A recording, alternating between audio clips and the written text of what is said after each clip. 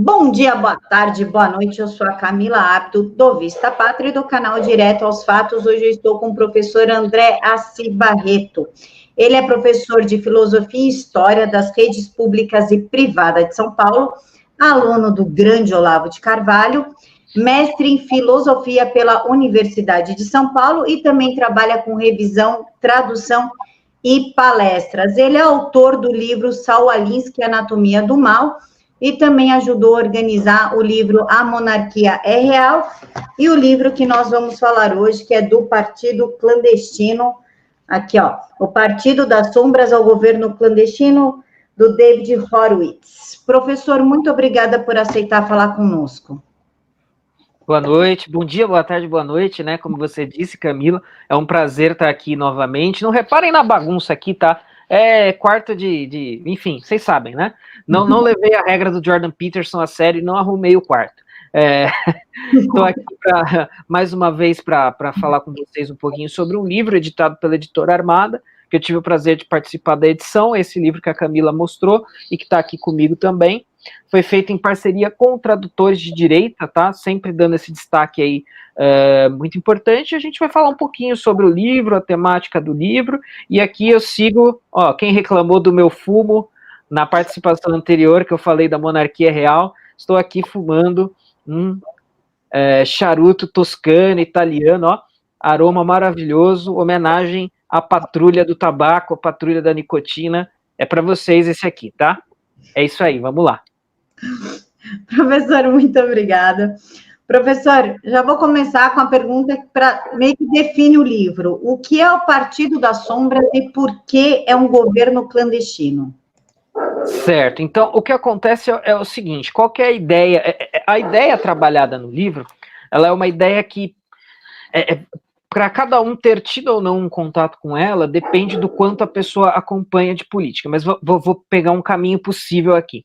Quem acompanha um pouco de política americana, e acompanhou de 2016 para cá, né, ou seja, da eleição do Donald Trump até agora, talvez tenha lido o livro, talvez saiba muito sobre esse assunto, mas eu estou pressupondo aqui aquela pessoa que está meio lá, meio cá, que sabe alguma coisinha, mas não sabe muito.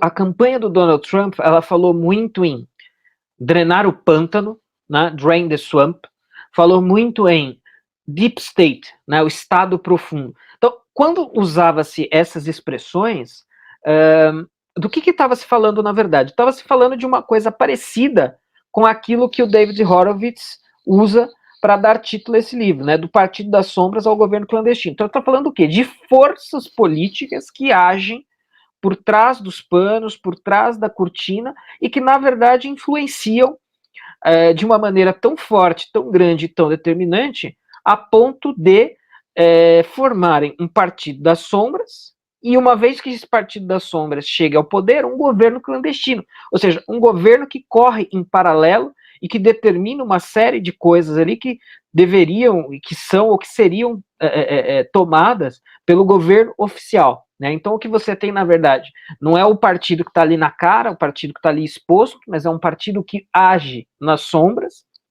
e que, por sua vez, no momento oportuno, gera um governo clandestino. Né? Então, ou seja, um governo que corre em paralelo ao governo oficial. Então, são forças políticas aí ocultas, ou não tão ocultas, mas mais ocultas do que as pessoas imaginam, né? Não são totalmente 100% ocultas, porque a gente está falando delas aqui, mas muitas de suas atividades são ocultas, desconhecidas, podem ser apenas deduzidas e tudo mais. E, inclusive, é por causa disso que as pessoas, dependendo de com quem você vai falar sobre esse tipo de assunto, a pessoa vai jogar o famoso teoria da conspiração, né? Então, isso é tudo, esse negócio do Jorge Soros, é tudo teoria da conspiração, o negócio do Foro de São Paulo, tudo é teoria da conspiração. Tal como essas coisas são que nem as fases do luto, né?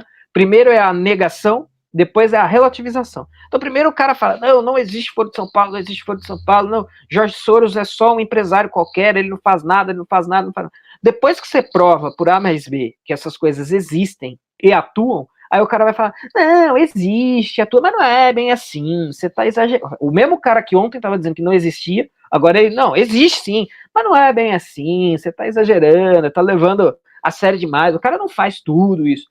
Mas quando a gente estuda o assunto a fundo e a fundo e a fundo, a gente descobre que o que você tem é um partido das sombras e um governo clandestino atuando aí e determinando o curso da política tal como a gente conhece, né? Então, para citar aí o Saul Alinsky, que é o autor também que eu escrevi o livro está no prelo, tá? Ele ainda sofreu um grande problema, mas vai sair, tá? Quem comprou o livro e está assistindo, saiba disso, o livro vai sair.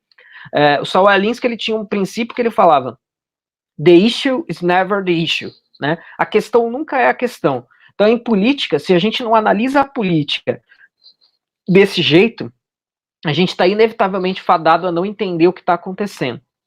Então, na política, a gente precisa muito distinguir a casca do que é o conteúdo, a casca do que está dentro. A casca sempre é uma coisa e o que está por trás é outra.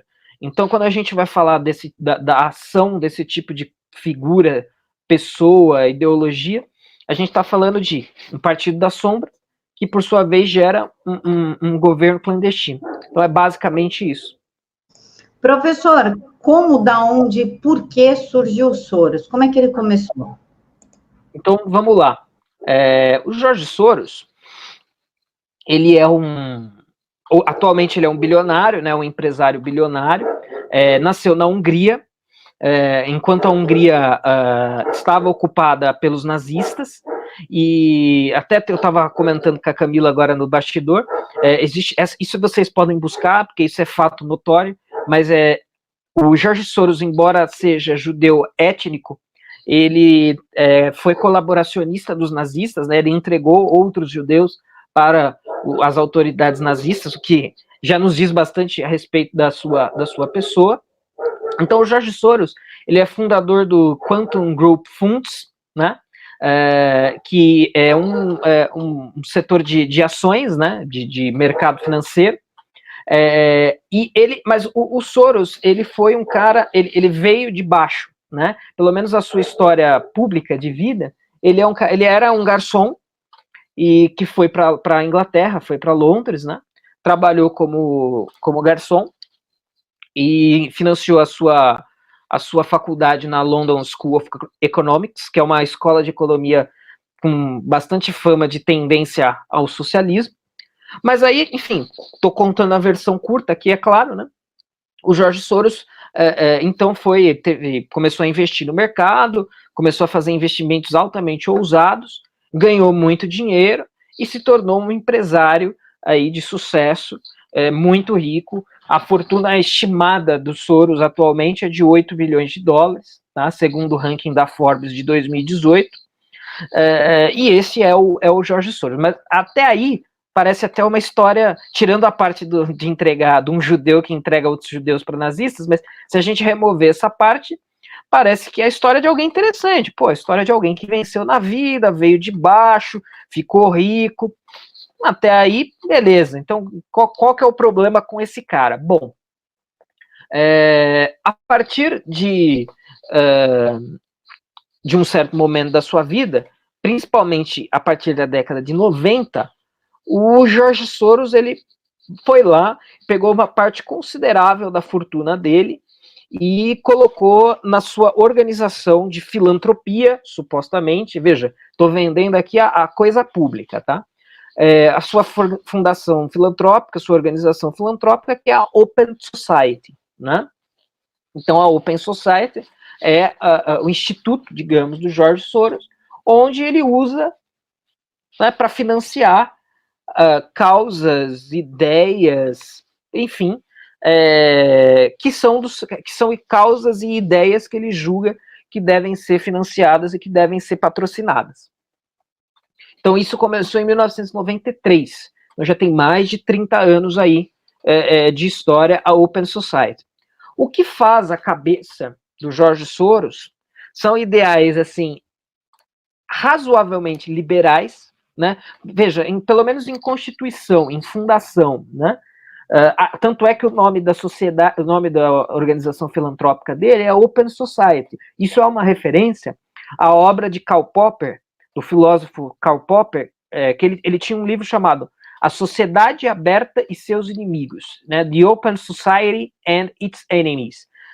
Só que o Popper está falando de uma coisa diferente, né? O Popper está falando que uma sociedade, ele está falando de uma sociedade aberta no sentido liberal, né?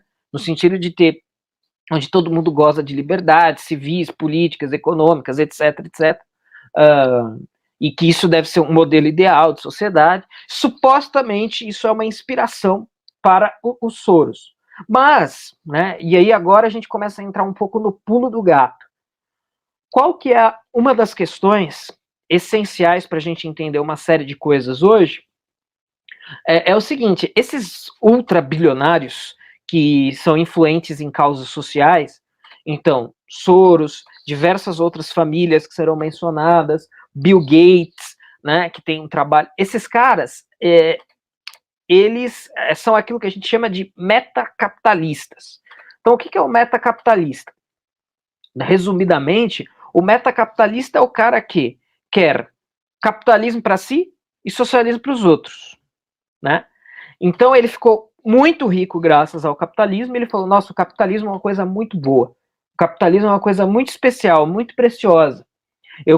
Tão especial e tão preciosa que eu quero só para mim. Para mim eu quero capitalismo, para os outros eu quero socialismo. Ou formas socializantes, socializadas da economia e da sociedade. Então, basicamente, isso agora a gente começa a pegar o pulo do gato da coisa, né? Começa a entender isso daí. Então, a partir disso, a gente consegue entender por que o Jorge Soros passou a ser considerado uma figura tão relevante a ser denunciada pelas forças conservadoras, pelas forças de não esquerda. Porque ele se tornou um metacapitalista. Né? Então agora, ou seja, alguém que de certa maneira transcendeu o capitalismo, né? Tá além do capitalismo, um metacapitalista. Então, e junto dele estão família Rothschild, família Rockefeller e tantas outras famílias de ricaços por aí que têm atuações muito parecidas com a do Soros. São figuras talvez até um pouco menos públicas que o Soros, mas têm uma atuação muito parecida. Então esses caras vão pegar uma parcela considerável da sua fortuna e vão investir em causas sociais. E o que são essas causas sociais? É o cara que ele vai abrir, direta ou indiretamente, a sua sociedade vai financiar estudos de esquerda. É basicamente isso, né? Então, olha, eu conheço amigos que já passaram, amigos assim, conhecidos, né? Olha, eu tenho uma linha de pesquisa X. Ah, beleza. Qual que é a sua linha de pesquisa? Deixa eu ver aqui seu projeto. Bom, a minha linha de pesquisa, deixa eu ver aqui, sei lá. Eu fiz uma pesquisa que mostra como a política de cotas é uma coisa ruim. Aí eu peguei lá, todos os países do mundo em que tentou se implementar a política de cotas, fiz um estudo aqui, científico, detalhado, tentando mostrar por que a política de cotas não funciona, não é ruim. Só que eu preciso de grana para fazer essa pesquisa. Preciso de algum financiamento, de algum dinheiro para fazer essa pesquisa. Bom, vou pedir para alguém. Aí eu poderia pedir em alguma organização vinculada à Open Society, poderia pedir alguma organização vinculada à Fundação Ford, à Fundação Rockefeller. Não consegue. Não consegue. Esses caras não financiam pesquisa assim. Agora, se eu fizer uma pesquisa sobre como crianças podem se tornar transgênero, aí eles financiam. Então, basicamente, esses caras, eles falaram, olha, nós somos uma casta superior, elevada, distinta do resto da sociedade. A gente tá fora. A gente é gigante, é gênio. O resto tem que viver com ideias que não sejam as nossas. Isso aqui é precioso demais para estar disponível para todo mundo. Isso aqui tem que estar disponível só para a gente. É que nem quando você... uma imagem típica, quem estiver assistindo, vai no Google Imagens e coloca lá, família Rockefeller. Você vai ver o desenho, a estética de uma família ultra tradicional. Então não tem essa de casamento gay, de transgeneridade, não. É papai, mamãe, filhinho. Papai, mamãe, filhinho. Até porque os caras precisam perpetuar a sua fortuna. E aí se começa, né, não tem mais herdeiro, não sei o que, o negócio não funciona. Então, família tradicional total para eles. Para os outros, vamos financiar a pesquisa falando que não existe família tradicional é um atraso, família tradicional é um absurdo. Não, existe transgênero, o cara pode ser homem, pode ser mulher, pode ter 80 gêneros diferentes. Vamos fomentar essa bagunça. Ou seja, pautas da esquerda, né? Então, essas fundações de Soros, e aí, é claro, né, gente? Aí o negócio vai escalando. Então, por exemplo, só para finalizar essa primeira resposta, mas, por exemplo, há alguns anos atrás a gente teve a legalização da maconha, a descriminalização da maconha no Uruguai. Uma das fundações que atuou ativamente na argumentação, na campanha a favor da legalização da maconha no Uruguai foi uma fundação, não era a Open Society Uruguai, tá? Não era isso, mas era uma fundação tipo a Open Society no Uruguai, financiada com verba da Open Society, tá? Então, ou seja, a gente teve vários momentos aí, né? Primeiro, o cara descobre que capitalismo é muito bom, então ele quer capitalismo só para ele e socialismo para os outros. Depois ele cria organizações, instituições que vão financiar a pesquisa. E lá no topo, né, no fim dessa cadeia, o cara vai estar determinando a política de diversos países, porque ele vai financiar, além de pesquisa, ele vai financiar causas.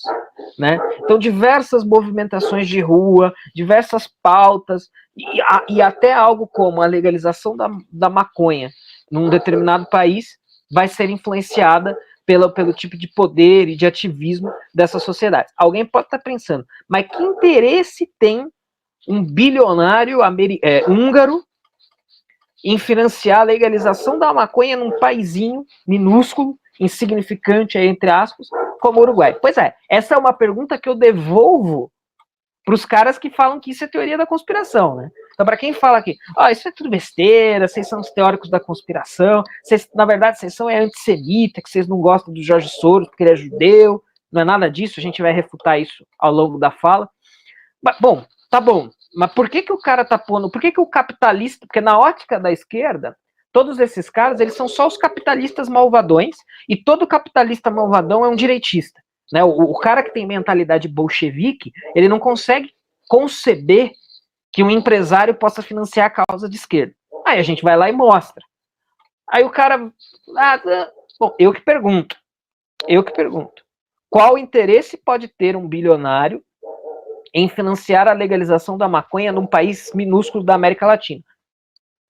Dá pra gente especular e falar, mas isso joga muito mais água no meu moinho do que no moinho do cético de esquerda que quer falar, não, isso não tem, é tudo teoria da conspiração, tudo besteira, né?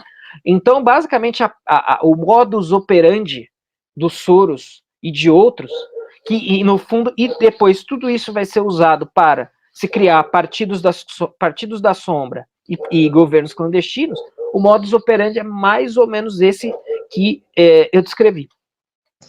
Professor, me emendando a sua pergunta aí, por que vai liberar maconha num paizinho como o Uruguai, por que ele financia ONGs no Brasil que não representam sequer 10% da população?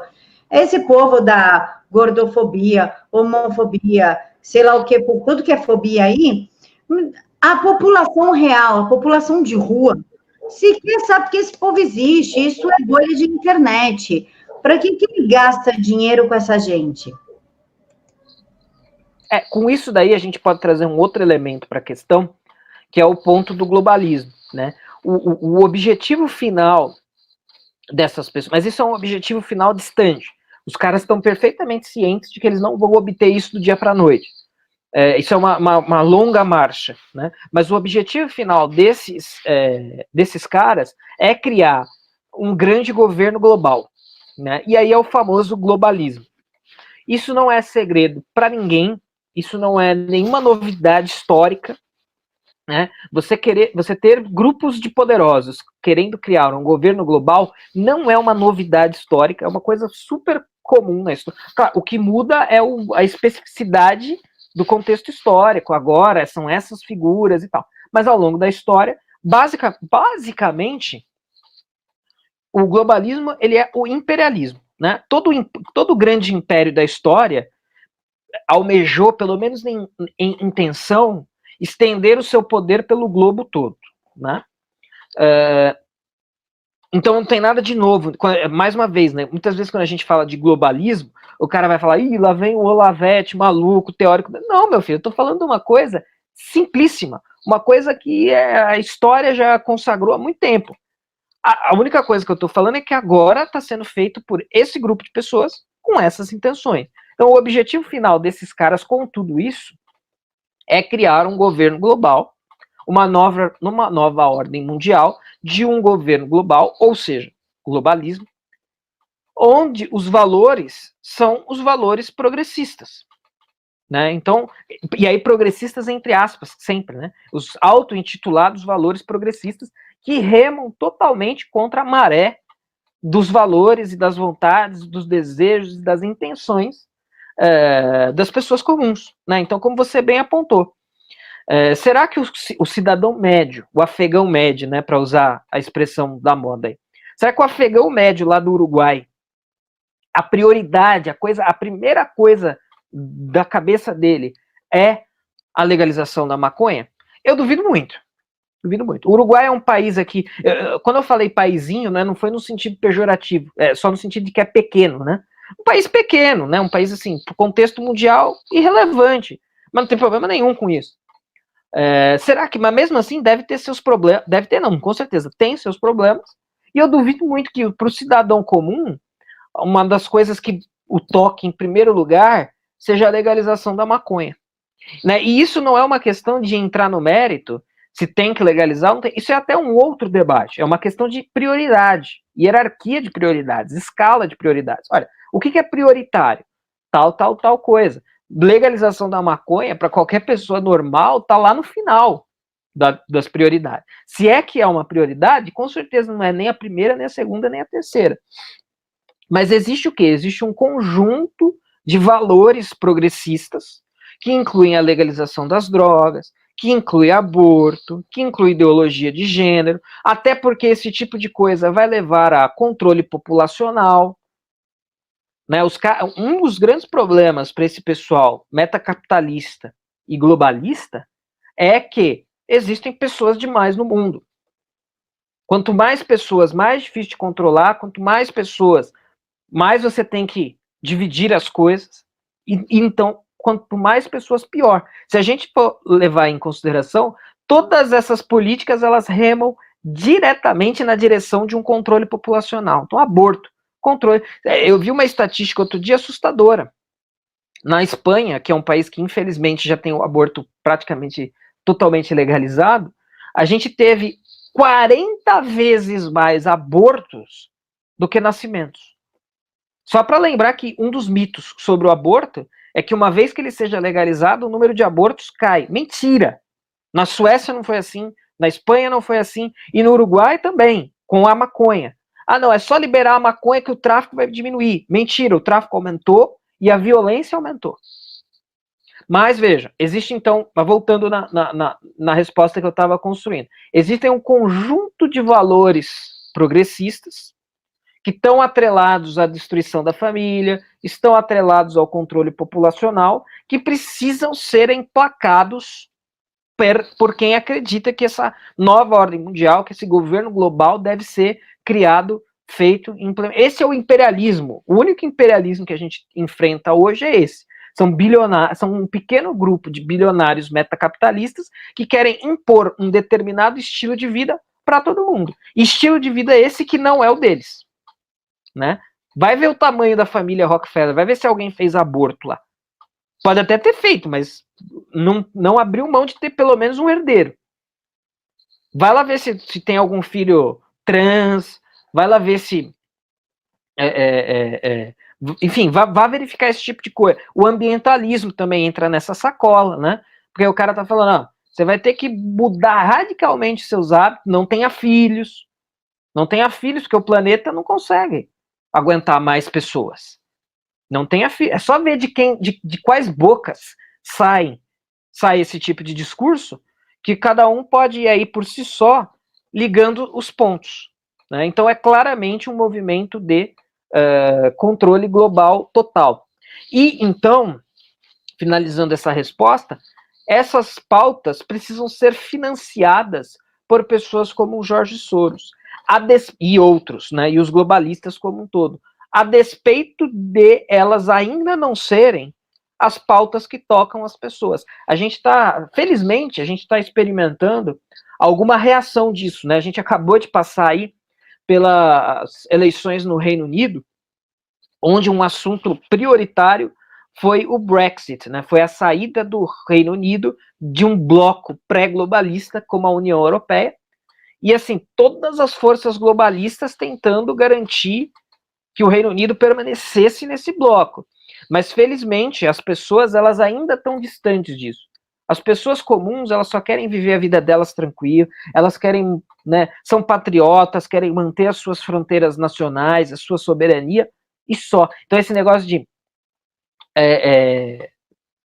transfronteiriço, não temos país, somos todos irmãos, socialismo global, isso felizmente ainda não está colando com as pessoas. Então a gente tem visto reações, inclusive no próprio país de origem do Jorge Soros, que é a Hungria, né? A Hungria governada pelo Viktor Orbán, que é um cara totalmente antiglobalista, anti-União Europeia, anti-imigração em massa, e o Jorge Soros odeia o Viktor Orbán, e o Viktor Orbán odeia o Jorge Soros, porque seus valores se chocam.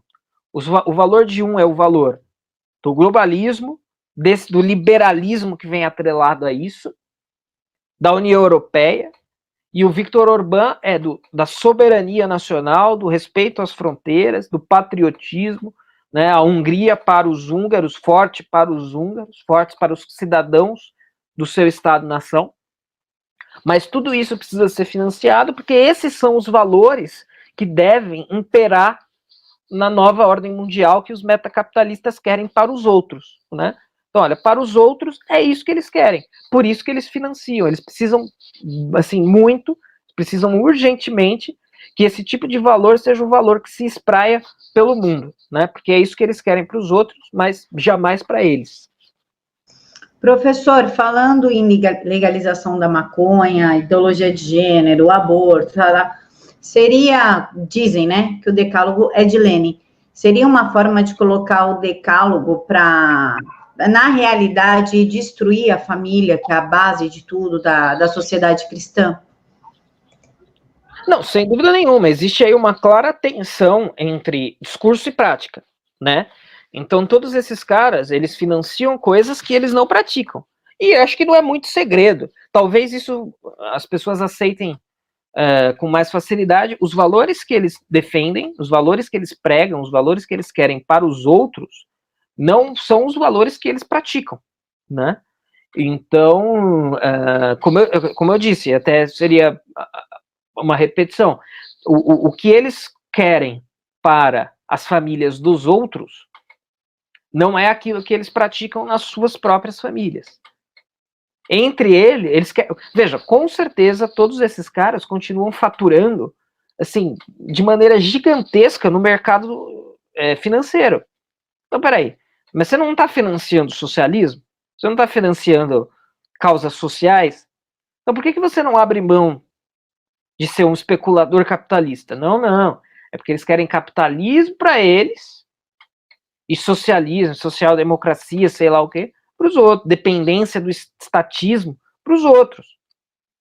Né? Então, com certeza, eles praticam uma coisa e pregam outra. Mas isso faz parte do pacote, né? Isso, na medida em que eles conseguem se aproximar de uma implementação total disso, a implementação total disso significa o quê? Significa a manutenção deles nessa condição. Eles vão ser eternamente os ricaços que dominam tudo, enquanto o resto da sociedade é o gado, é a pobraiada que segue na manada conforme eles são os pastores e nós somos a manada. Né? Eles mandam a gente para lá, todo mundo vai para lá. Eles mandam para cá, todo mundo vai para cá também. Né? Claro que isso ainda não é uma coisa que se pratica em 100%, mas é uma coisa que se pratica em grande escala, em escala considerável. Né? Então, basicamente, eu diria que é isso. Professor, o Brasil já foi considerado um anão diplomático, mas ele é essencialmente conservador. Eu acho que isso foi provado, inclusive, com a eleição do Bolsonaro. O brasileiro, ele não quer ideologia, ele não quer falta de vergonha, não quer promiscuidade, não quer nada.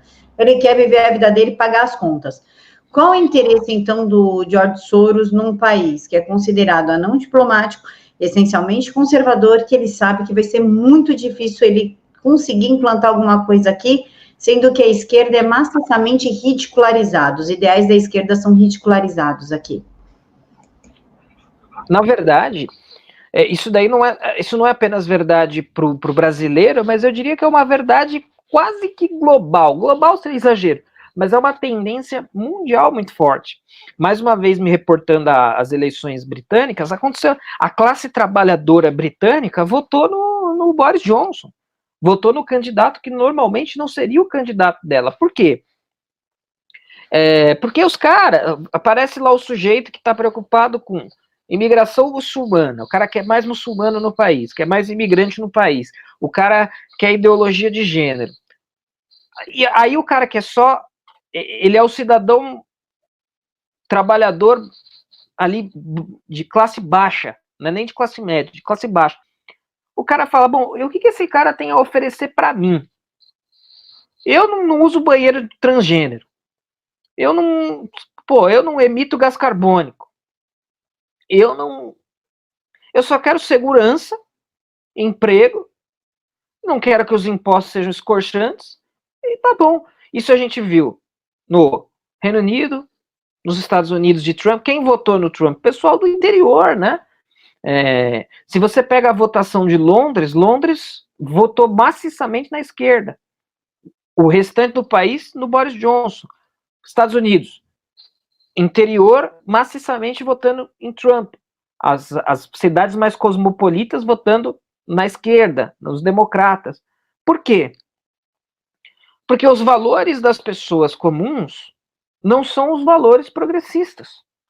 Essas pautas, essas agendas. Talvez uma explicação para tudo isso, e respondendo a pergunta também, é que esses caras eles foram cedo demais, com muita sede ao pote. Então eles acharam que as pessoas já iam aceitar bovinamente, passivamente, esse tipo de pauta, esse tipo de agenda, mas na verdade as pessoas não aceitam ainda. Né? E talvez aceitem um dia, se eles conseguirem, se eles pausarem um pouco a coisa e pisarem no acelerador depois, talvez venha se aceitar, tomara que não, mas é uma possibilidade. Mas me parece que eles foram com sede ao pote muito cedo. E aí agora eles estão tendo esses tiros pela culatra aí saindo um atrás do outro desde 2016. Então, Brexit, Trump, Bolsonaro, Orbán, Salvini, Kurz, enfim, uma porrada aí. E mesmo em países da Europa que a direita não chegou no poder, a direita vem tendo, a direita soberana, a direita que é contra tudo isso que a gente está pontuando aqui, Justin Trudeau, né, no Canadá, a direita vem tendo bons resultados, né? Então, se você pensar que a França, que é um país profundamente revolucionário, nas últimas eleições deu 1/3 dos votos para a Le Pen, já é, claro, ela ganhou? Não ganhou. Quem ganhou foi o Macron, que é globalista também. Mas, 1/3 do eleitorado votou contra isso. Já é alguma coisa, já é uma votação expressiva. Então os caras foram com sede ao pote demais num momento em que eles ainda não poderiam ter feito isso. Teria que ter se continuado esse trabalho de Partido das Sombras, né, para você de fato instalar um governo clandestino. Aí os tiros saíram pela culatra muito cedo e chegaram ao poder governos e Bolsonaro no Brasil, que é claramente isso, né? É o cara autêntico, simples, religioso, com valores próximos aos valores das pessoas comuns, né? Mais ou menos ali tá uma questão ou outra pontual, mas assim, era muito mais alinhado com os valores das pessoas comuns do que os demais candidatos. Aí as pessoas foram lá e votaram, né? Então, me parece que a resposta para essa pergunta, ela passa um pouco por isso. Os caras têm interesse nessa agenda, porque essa é a agenda de valores deles. Então, beleza, num determinado momento eles decidiram, olha, os nossos valores vão ser os valores progressistas. precisamos emplacar isso mundo afora. Como? Dando grana para pesquisa, pagando bolsa, depois influenciando a política. Beleza. Só que aí os caras acharam que já tinha chego num ponto onde não haveria mais reação, mas houve, né?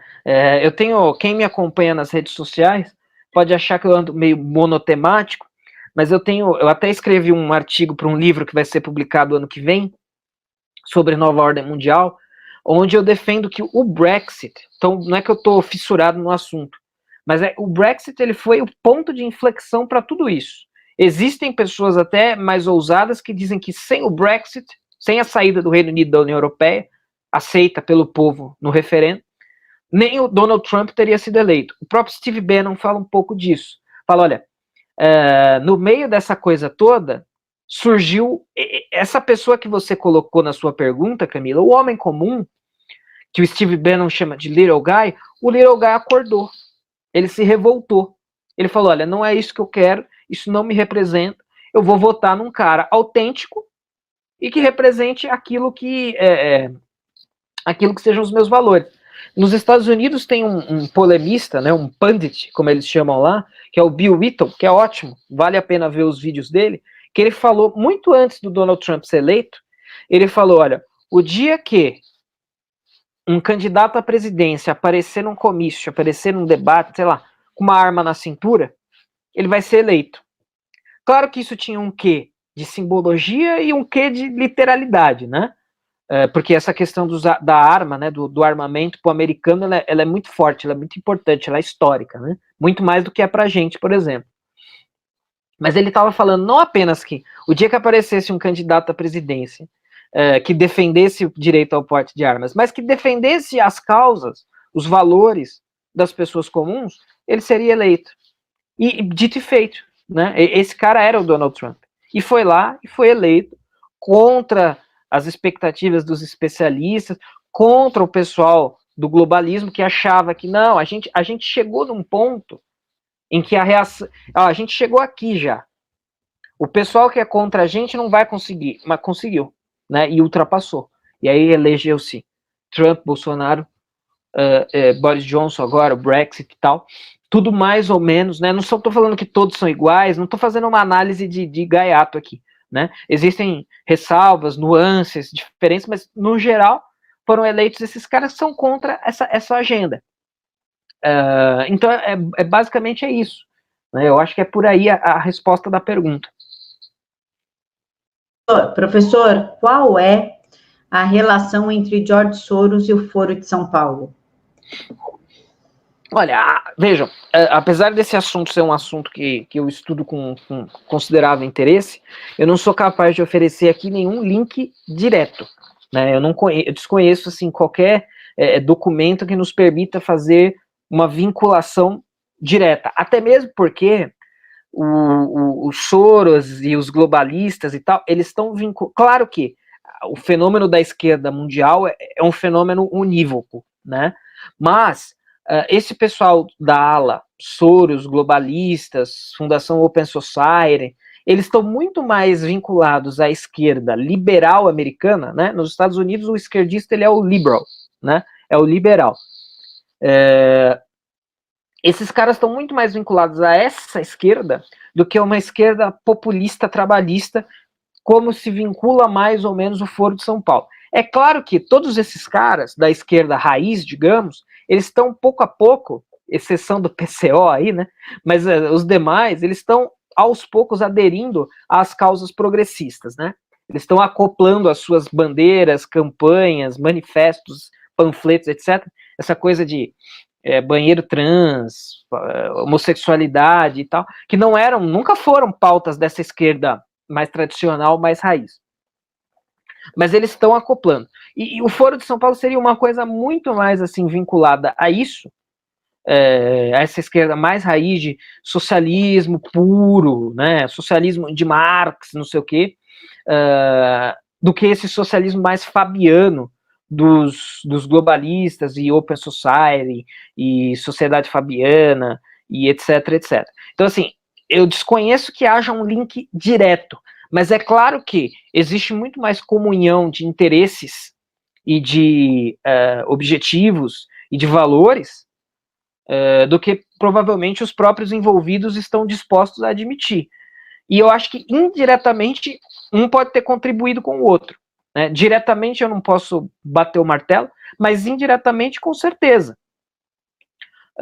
Até mesmo porque, se a gente observar lá, o socialismo tradicional, digamos, raiz, ele também era imperialista, e portanto ele também era globalista. Se você observa o brasão da União Soviética, o brasão da União Soviética é uma foice e um martelo por sobre o globo, né, porque o objetivo era implementar o comunismo no mundo todo. Então, ou seja, os objetivos são mais ou menos o mesmo. Se vai ser o comunismo raiz, que a gente sabe que é impossível, que portanto não vai acontecer, ou se é esse socialismo mais esquerda americana, esquerda fabiana, não importa. Né? Esses caras são caras que divergem em 2, 3%. Né? Então, olha, não, eu acho que é comunismo, eu acho que é socialismo. Todos no mesmo barco. Né? Estão ali com 95% de acordo e 5% de desacordo. Então, estão no mesmo barco, estão se ajudando mutuamente, direta ou indiretamente. Então, mesmo que não haja, valeria aí uma pesquisa bem aprofundada, mas mesmo que não haja um link direto entre Soros e Foro de São Paulo, existe o link indireto de que os dois perseguem mais ou menos o mesmo objetivo, né? Um governo global com valores progressistas e que a gente poderia chamar de socialistas, de bem-estar social.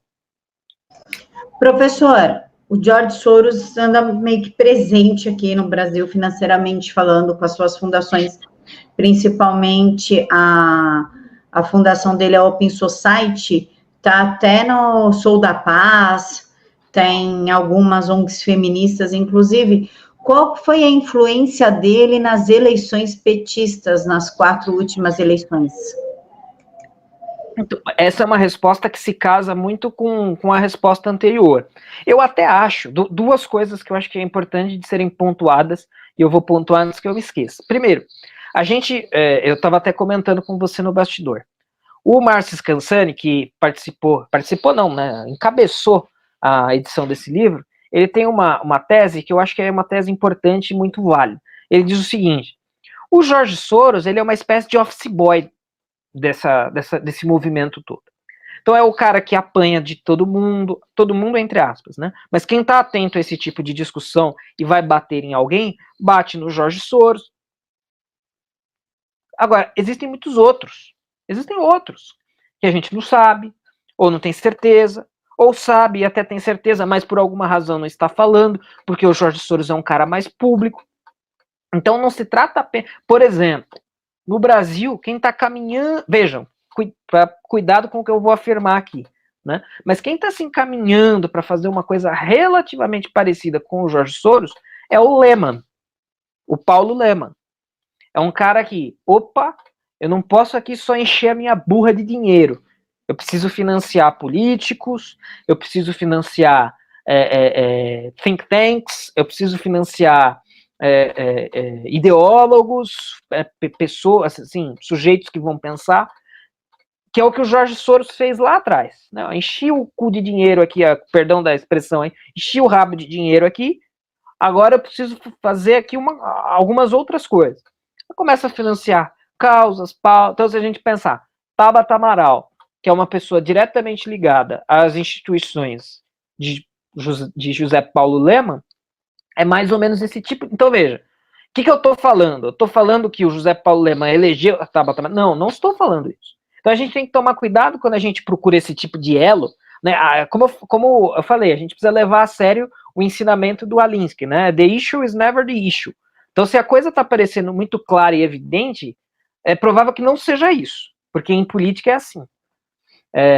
Então, assim, não adianta a gente procurar por links diretos, porque essas pessoas elas não atuam assim. Esse também é o ensinamento do Saul Alinsky, né? O Saul Alinsky falava, olha, os caras que vão lá protestar na frente do Partido Democrata são idiotas. Você não tem que protestar na frente do Partido Democrata. Você tem que vestir um terno e ir lá para dentro, influenciar o negócio de dentro. Né? Então, veja, realmente um trabalho de sombras. uma coisa clandestina. Então não adianta a gente procurar muito também o zelo. É claro que vão existir, né? Esses zelos eles vão existir e eles vão escapar cedo ou tarde, hora ou outra, para algumas questões e outras. Mas não adianta também a gente ficar buscando esses elos diretos, porque eles não vão ser facilmente encontrados. Agora, diversas... Veja, até foi importante você mencionar isso, porque isso casa com tudo que eu falei antes. Essas instituições, que a gente sabe que são instituições progressistas, essas ONGs, né, inclusive vinculadas a campanhas e ao discurso a favor do desarmamento, recebem dinheiro, entre outras instituições, Ford, Rockefeller, do George Soros. Então essa é a maneira de... A influência é muito menos... Não é quem você coloca no governo. Até porque essa é uma questão minoritária.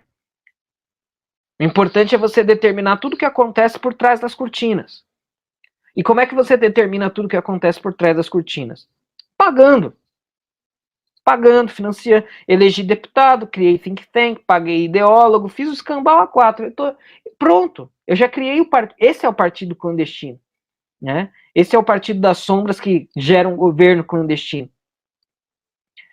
Então, assim, certamente o Brasil está nessa rota. Né? Certamente o Brasil está nessa rota, está nessa conta, por meio dessas instituições, dessas ONGs, de alguns políticos. Uma coisa interessante de se mencionar, quem porventura for discutir isso com algum esquerdista, e o cara vier falar que é teoria da conspiração, é muito simples. A esquerda sempre acreditou nisso. Isso que a gente está falando aqui, sempre existiu no discurso da esquerda. Só que de outro lado. Então, sei lá, você pega a Fundação Atlas, nos Estados Unidos, que é de fato uma fundação uma liberal econômica, né, liberal capitalista. Eles também têm os seus financiamentos ao redor do mundo. Eles também fazem isso. Quantas vezes a esquerda americana, porque os irmãos Koch financiam a Fox News. Pois é, realmente. Assim como o George Soros financia a tua ONGzinha. Por que você pode falar isso e eu não posso falar isso que eu estou falando? Por que falar do George Soros é teoria da conspiração, falar da Fundação Ford é teoria da conspiração, falar da Fundação Rockefeller é teoria da conspiração, mas falar dos irmãos Koch não é teoria da conspiração, falar da Fundação Atlas não é teoria da conspiração? Então, que se alguém tiver a oportunidade de discutir com essas pessoas, esse discurso aqui não é um discurso reacionário. É um discurso que a esquerda fazia até ontem e continua fazendo. Só que ela vai fazer com quem? Com quem incomoda ela. Né? Para a esquerda tem dois problemas aí. Primeiro, eles não vão fazer isso porque esses grupos e essas instituições estão financiando causas que são caras a eles. Primeiro ponto. Segundo ponto, para a esquerda é muito doloroso admitir que eles estão recebendo dinheiro de empresários. Né? Porque alguns esquerdistas, não, porque nós somos defensores do povo. Nós agimos e atuamos em defesa do povo. Então a gente não aceita dinheiro de empresários capitalistas malvadões. Aceita sim. Aceita sim. Mas o empresário é um capitalista malvadão, jamais que ele vai financiar uma causa esquerdista. Vai sim. Vai sim. E isso é fácil de provar. Né? Boa parte desses direcionamentos são públicos. Qualquer um pode ir no site da Fundação Ford, no site da Fundação Rockefeller, no site da Open Society e ver para onde que eles distribuem o dinheiro deles. Né? Isso é uma coisa que pouca gente faz, mas quem fizer vai descobrir.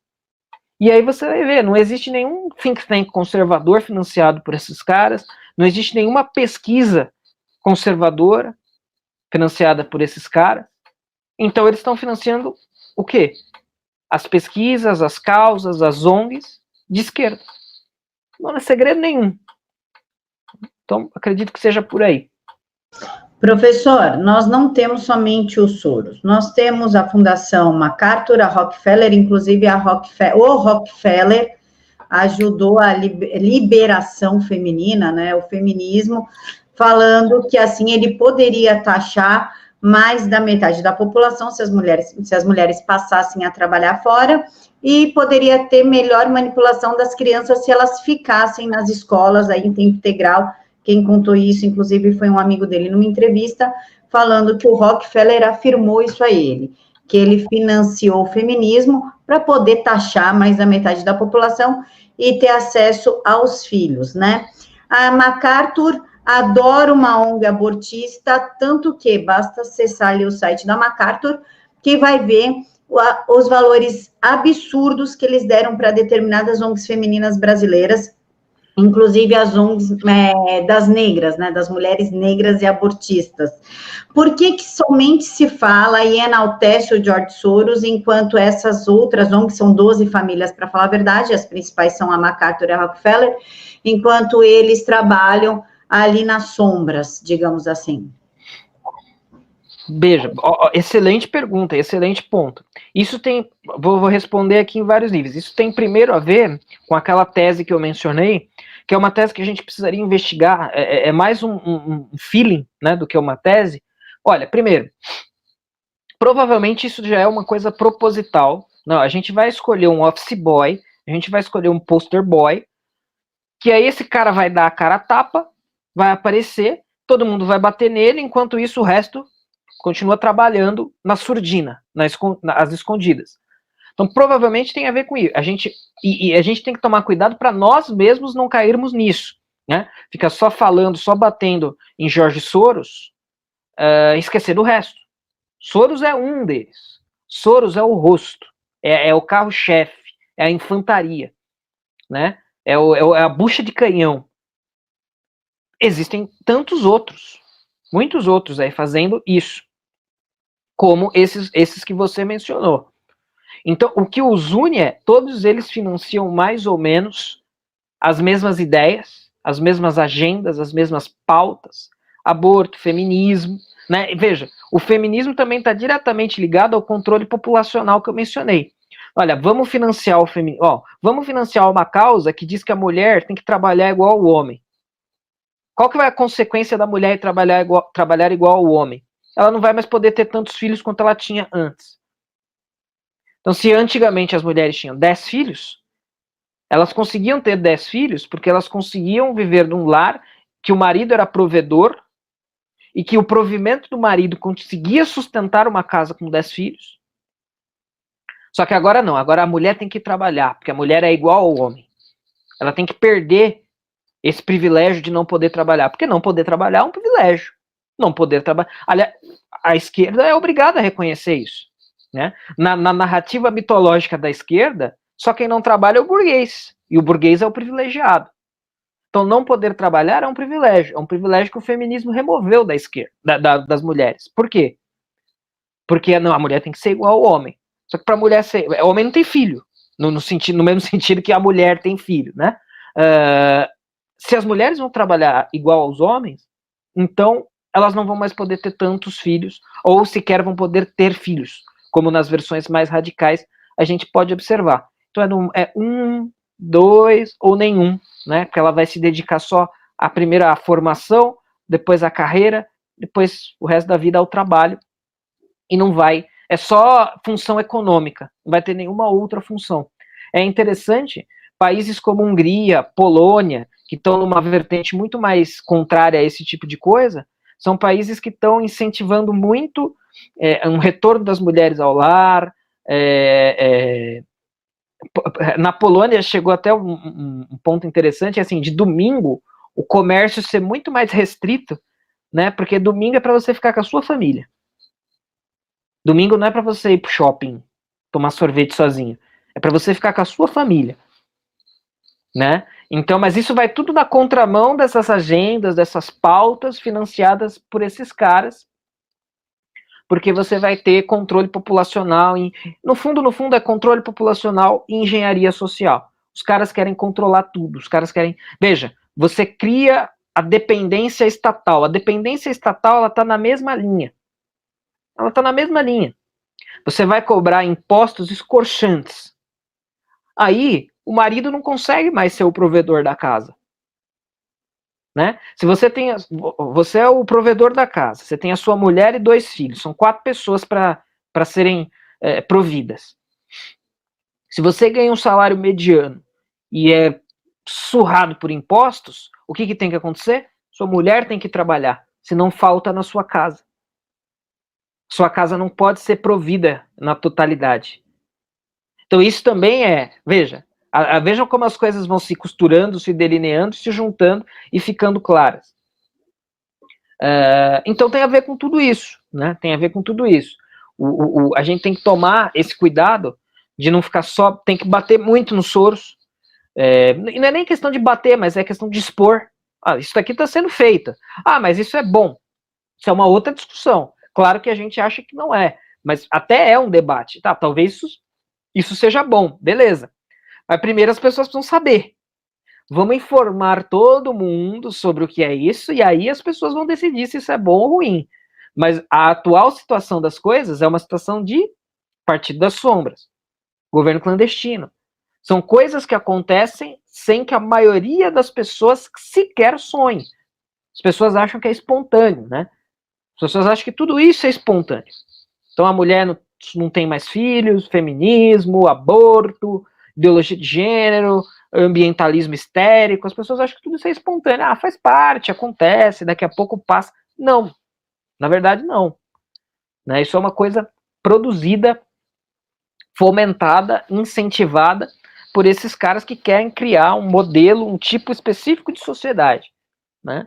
Mas talvez esse modelo de sociedade seja a sociedade aberta, né? A Open Society dos Soros, seja uma coisa boa.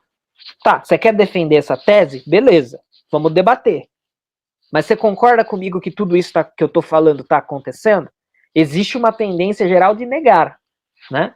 Então, se existe essa tendência geral de negar para Soros, imagine para esses outros aí que as pessoas conhecem muito menos, né?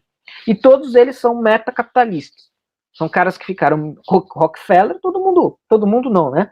Mas a maioria das pessoas deve conhecer a história do Rockefeller, né? O grande da indústria do óleo, depois, né, do petróleo, nos Estados Unidos, que é uma história parecida, né? Os caras começam por baixo, aí eles ficam podre de ricos, graças à economia de mercado, e chega um determinado momento que eles querem a economia de mercado só para eles. Isso aqui é bom demais.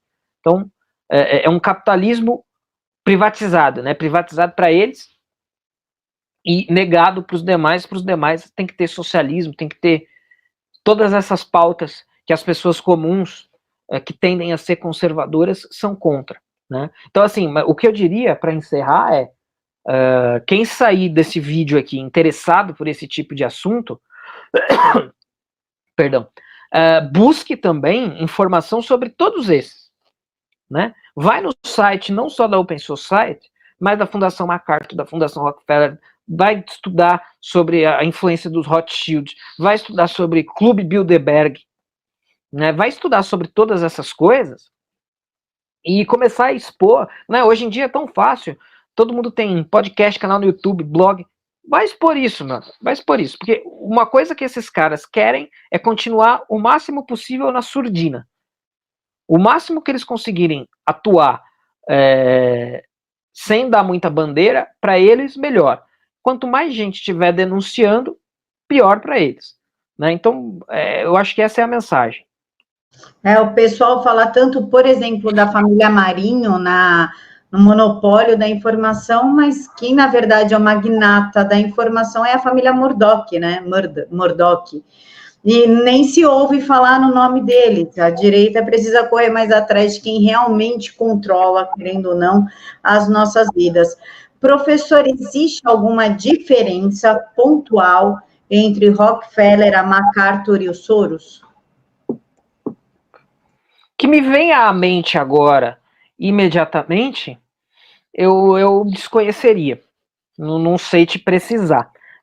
Mas eu sei que, no geral, né, de maneira genérica, todos eles atuam e militam mais ou menos pelas mesmas causas, mais ou menos pelas mesmas bandeiras. Muitas vezes, uma coisa que também pode confundir as pessoas.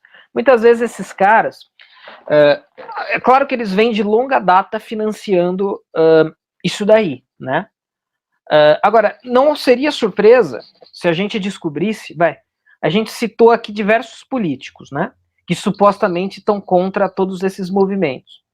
Mas não seria surpresa se a gente descobrisse, é só um exemplo hipotético, tá? Um exemplo hipotético que eu vou dar aqui agora. Então, a gente vai descobrir daqui 10 anos, sei lá, que o Boris Johnson recebeu uma grana dos Rockefeller. Estou aqui chutando uma coisa totalmente aleatória. Não seria surpresa e não seria contraditório. Por quê?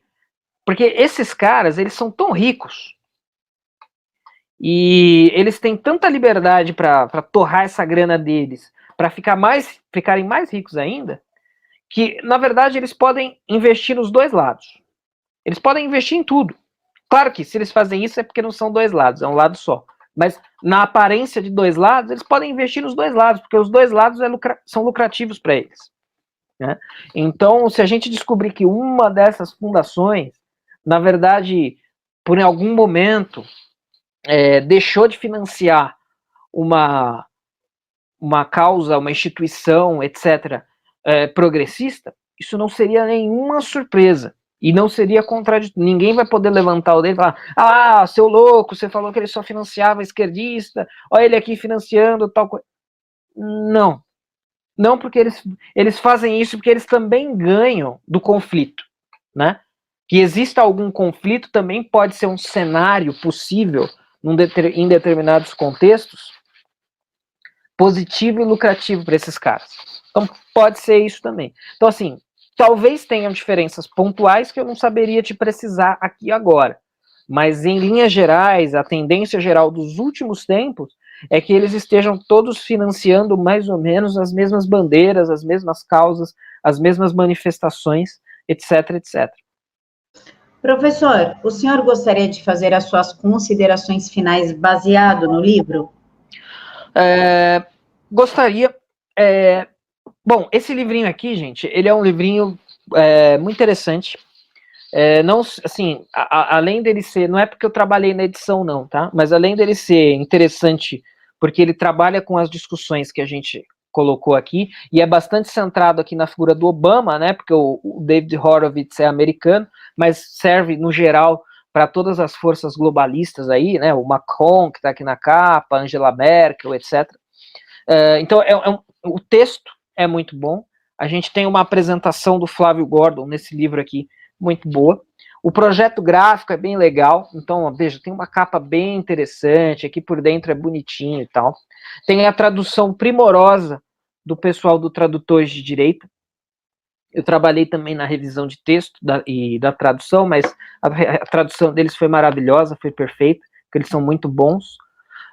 Então é isso. Uma vez que a gente mergulha, é um livrinho fininho, você lê isso daqui em uma horinha e meia, você lê.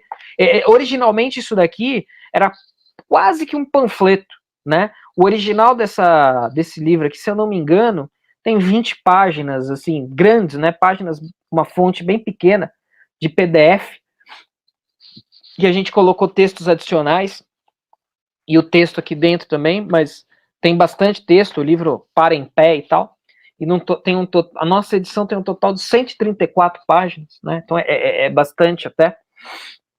Mas era uma coisa muito simples, que visava justamente denunciar isso daí, né? A existência desse partido das sombras, que gera um governo clandestino. Exemplificado muito dentro do contexto americano, exemplificado muito dentro do contexto dos Estados Unidos, mas que se aplica também ao restante da análise, e essa análise que a gente fez aqui na exposição toda. Então eu diria para vocês comprarem o livro vale muito a pena, pela importância da sua mensagem, é um livro bem feito, é um livro bem acabado, bonito, barato, porque é um livro pequeno, né? Nem sei quanto está agora, mas deve estar uns 40, 45 reais. Então, para um livro é um preço até que não é um preço barato em si mesmo, mas é um preço barato para o padrão dos livros. E é basicamente isso. Essa mensagem aqui continua importante, continua urgente, e é importante que o esforço de cada um em estudar e dar uma divulgada nessa mensagem é muito grande, porque os loucos, entre aspas, que se dispõem a tratar disso daqui são poucos. Então, se cada um não fizer um trabalho de formiguinha, de compartilhar alguma coisa, traduzir um artiguinho, legendar um pequeno vídeo e por aí vai, é muito, muito, muito difícil que as pessoas fiquem sabendo e que, portanto, isso daqui deixe de ser um partido das sombras e um governo clandestino. Pessoal, o livro é fininho, tá? Dá para ler em um dia. Tem bastante figurinha, tá? Tem uma folha preta, sim. Tem figuras, ó. Dá para ler rapidinho o livro, vale a pena comprar. Pessoal, muito obrigada por nos acompanhar até aqui. O link para comprar o livro eu vou deixar aqui na caixa de informações. As redes sociais do professor, Instagram, Twitter, eu vou colocar aqui embaixo também, que é por onde eu acompanho ele. Professor, o senhor tem Face? Tem o Facebook também, tem página e o perfil. O perfil tá com 5.000 amigos, mas pode seguir ou adicionar, que sempre vai surgindo vagas. E quem puder curtir a página também, eu agradeço muito, sempre é importante a movimentação, é André Assi Barreto. Eu vou deixar para vocês o link aqui na caixa de informações. Pessoal, o canal tem Apoia-se, então ajudem o canal, por gentileza. Fiquem todos com Deus, que Jesus abençoe a vida de vocês cada vez mais. Fiquem com Deus. Charuto toscano para todos vocês.